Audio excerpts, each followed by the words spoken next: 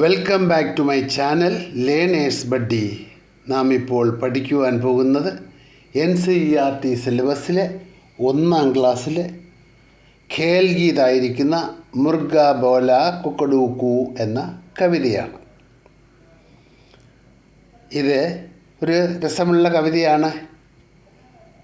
ഇത് നിങ്ങൾക്ക് വായിച്ച് ഈണത്തിൽ ചൊല്ലി പഠിച്ചാൽ കളികളിലൊക്കെ ഉപയോഗിക്കാൻ പറ്റും. പാട്ട് പാടി കളിക്കാം. കണ്ടില്ലേ 3 കുട്ടികൾ, ആ പടത്തിൽ കാണുന്നില്ലേ 3 കുട്ടികൾ തുള്ളിക്കളിച്ച് നടക്കുന്നത്. അപ്പോൾ അവർ ഈ പോയം ചൊല്ലിക്കൊണ്ടാണ്, ഈ കവിത ചൊല്ലിക്കൊണ്ടാണ് നടക്കുന്നത് കേട്ടോ. അതുകൊണ്ട് നിങ്ങളും കാണാതെ പഠിച്ച് ഇത് നിങ്ങളുടെ കളികളിൽ ഇടയ്ക്കിടയ്ക്ക് ഉപയോഗിക്കാൻ പറ്റും നിങ്ങൾക്ക്. മുർഗ ബോല കുക്കഡൂക്കൂ, അതാണ് എൻ്റെ ഹെഡിങ് അല്ലേ, എൻ്റെ പേര്. मुर्गा बोला कुकड़ू चल मेरे भैया रुकता क्यों, कुत्ता भौंगे भौ भौ भौ, अटकी गाड़ी पौ भौ भौ, बकरी आई बिल्ली आई मैं आई, म्याऊ म्याऊ आई, थकी गाड़ी थौ थौ थौ, चलती गाड़ी पौ पौ पौ.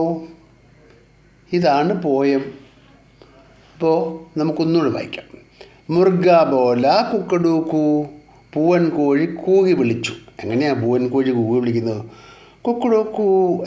അപ്പം കുക്കഡൂക്കൂ എന്നാണ് പൂവൻ കോഴി കൂകി വിളിക്കുന്നത് രാവിലെയൊക്കെ.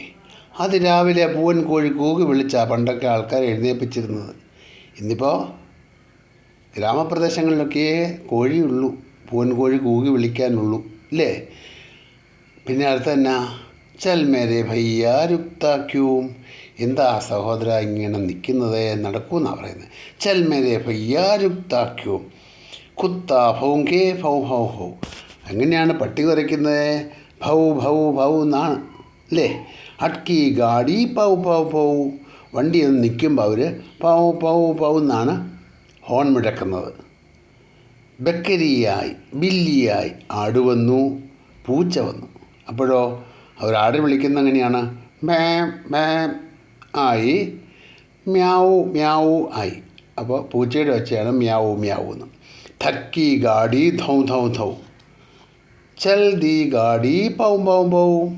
വണ്ടി എവിടെയെങ്കിലും നിൽക്കുമ്പോഴേ ഈ ധൗ ധൗ ധൗ എന്ന് വിളിക്കുന്നത്. അല്ലാതെപ്പോഴോ അതിങ്ങനെ ഓടിക്കൊണ്ടിരിക്കുമ്പോൾ പൗ പൗ പൗ എന്ന് ഹോൺ മുഴക്കിക്കൊണ്ടാണ് അത് പോകുന്നത് കേട്ടോ.